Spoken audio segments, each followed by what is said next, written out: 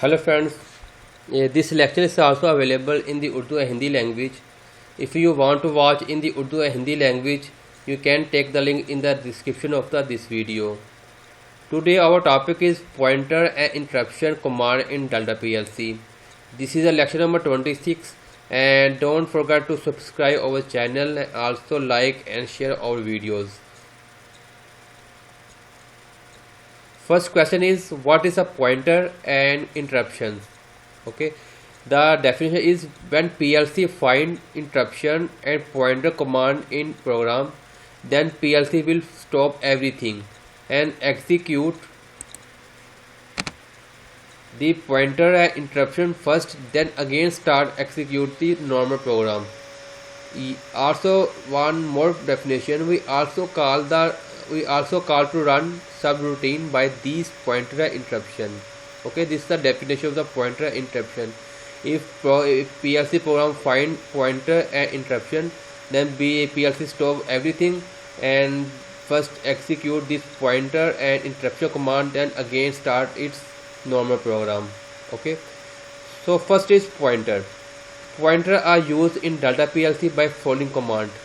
There are three commands: conditional to jump, second is call, and last one is subroutine reset. The three commands are used for pointer. Okay, let's see in VPL software and create one project. This is a lecture number 26 and ES2 is the PLC number.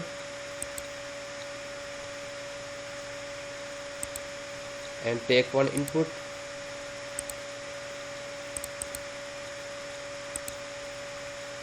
and you can see is a device range ES2 series, and you can see is a pointer. There are three type of the pointer: N, P and I. P is pointer and I is interrupt. Okay, first we will talk about only pointer. There are total 26 pointer. The range is P0 and maximum value 255. Okay, total 256 pointer. Let's come on operation manual of VPL of Delta PLC, and you can see here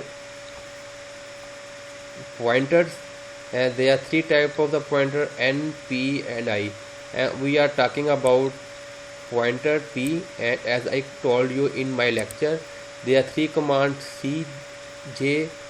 CJ means conditional jump and call instruction. Okay, total 256. And come on pointer P. Okay, as I told you, there are three command instruction for pointer, and first CJ condition jump. Okay, and you can see here this is one program. There are three rungs for it, and you can see here about its explanation for CJ. CJ means conditional jump. When X0 is on, program will be jumped from address 0 to N and keep on the execution,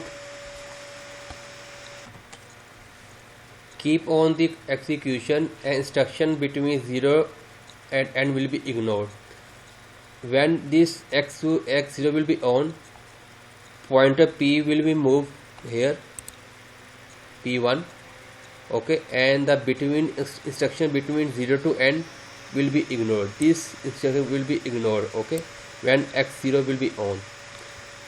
And second condition, when X equal 0 equal to off, program will be executed from 0 and keep on executing the following. Okay, when it will off, so as per routine, Delta PLC will be execute every command. Okay, but X0 is on, it will ignore the all command between 0 to N. Okay, let's come on the VPL software. I will tell you how it's working. I am taking CJ conditional command, and I am using P0 as a pointer. Okay, and you can take M103 This is a memory bit, and take against it one output and again one input, and take y0 y2 as output, and one more input y3 x3 sorry, and output y5. Okay, and take p0 as pointer. This is the same p0. Okay, I am using it here. Execute this program, compile it, compile is complete, and simulate, and you can see here, run the, you can see here when x0 is off, everything is going on, and when I set on, output will be on. Okay, but when I will on this x0, you can see y0 is not on off as per input, and also I will click on set on, or y2 will be not on, because PLC moved from P0 from 0 to 8 P0. They PLC ignoring both command between CJ and P0 command. Okay, and when I off this set off, again PLC running these two commands. When again on the PLC jump from P0 to here and keep going on the program. Okay, yes, again. Okay, now off this, and again come on operation manual, and this is the second for call subroutine. As I told you in my lecture, there are 3 commands, where now I use this one, and 2 are remaining. I will tell you in operation manual, call subroutine and subroutine end reset. Okay, you can see the one program, and you can see here when x0 is on, when this one is on, program will be jumped to P2. This is P2 to execute the designation subroutine, and when SRET instruction is execute, when this subroutine return is execute, it will be returned to 24 here. This is 24 address to go on executing. So both are same, but in this case, when SRET subroutine will be execute, then PLC again move on 24 position, this one. Okay, below this P2 call instruction. Okay, and I will repeat this program in VPL software for you. I replace this one by call instruction, call and P0. Okay, and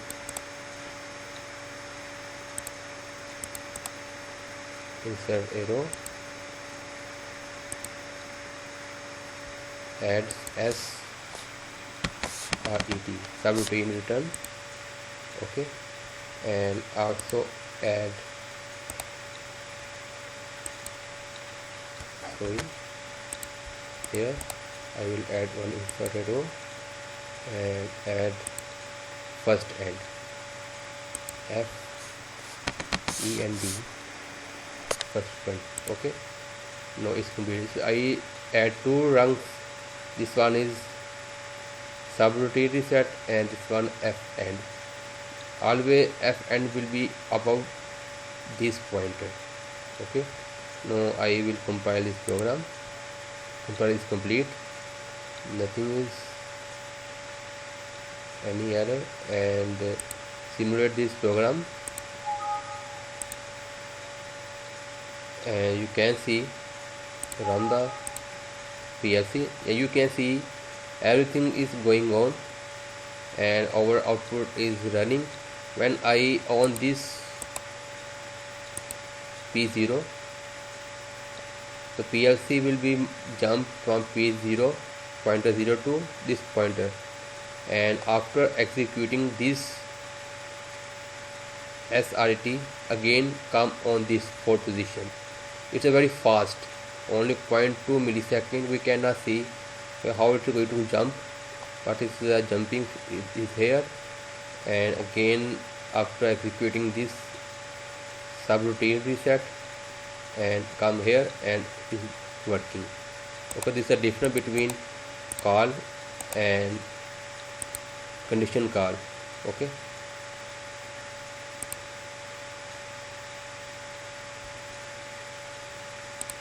this is the one. Now our next topic is interruption. There are 4 types of the interruption in Delta PLC.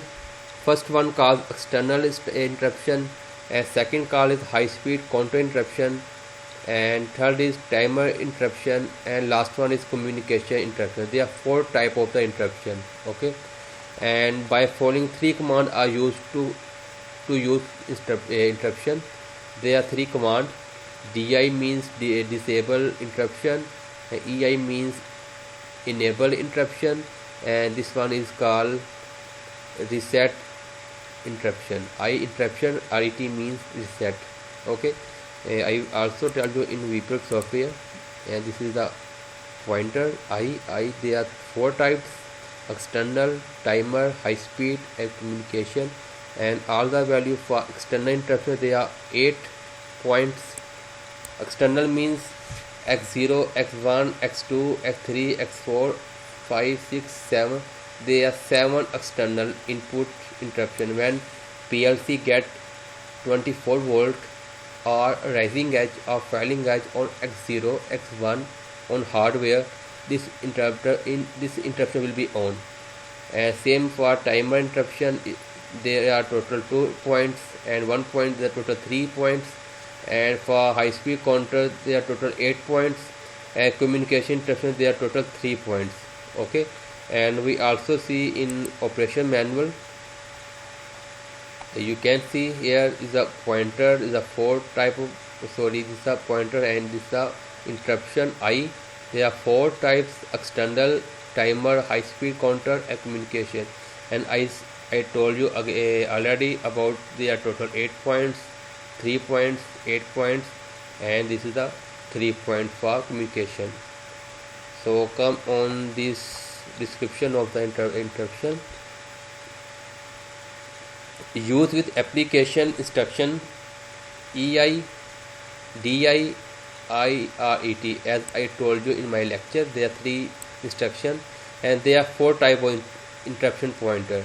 To insert a interruption, user need to combine EI, DI, and EIRT. Okay, when instruction EI is enabled, the PLC will check if there any interrupt that need to be done every time an instruction is executed.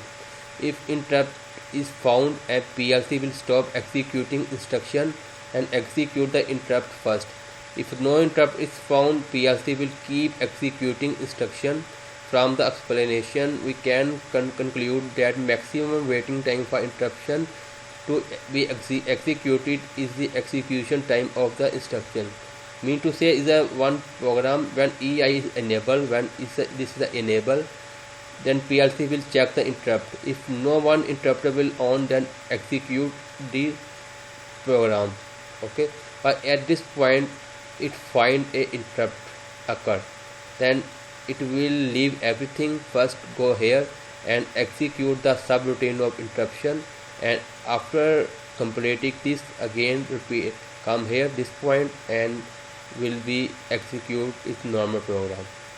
Okay, and there are external interruption, as I told you in my lecture, over this 8 is the hardware points of the PLC, and this is a timer interrupt PLC automatic interrupt the currently currently execute program every fixed period of time. This is a fixed period timer interrupter, a time interrupt, and this is a counter interrupt, and lastly is the communication interrupts. I-140 is the address of the communication interrupts. Okay, you can read from operation manual of the Delta PLC. Let's come on VBus software. I will make a one program for understanding how to use external interruption. Okay, I will remove this one. Okay, first I take, as I told you, EI is the enable the interruption. Okay, and now I take any program X0 and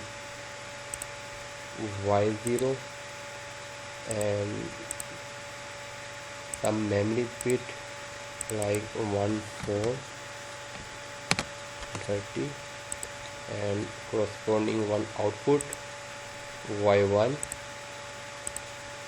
and again take one input Y X0 X2 and take Y5. Okay, and I will replace by our external interruption, and I will take the value from here. Like I will take X0 is the value I001. Okay, so I will take I001. Okay, the enable interruption, and I will also add one thing more here, interrupt return. Sorry. Okay, it's a mean interrupt return. I will here, and I will use one more command. First and FEND. Okay, this is the order. Okay, and now compile it. This compile is complete, and this time there are no hardware with this PC, and you can make a practice in your own PC and PLC if you give input at X0. Okay, here, so automatic this interruption will be run. Okay, if you have any question regarding this lecture, you can raise a question and also comment on this video about this learning. Okay, bye.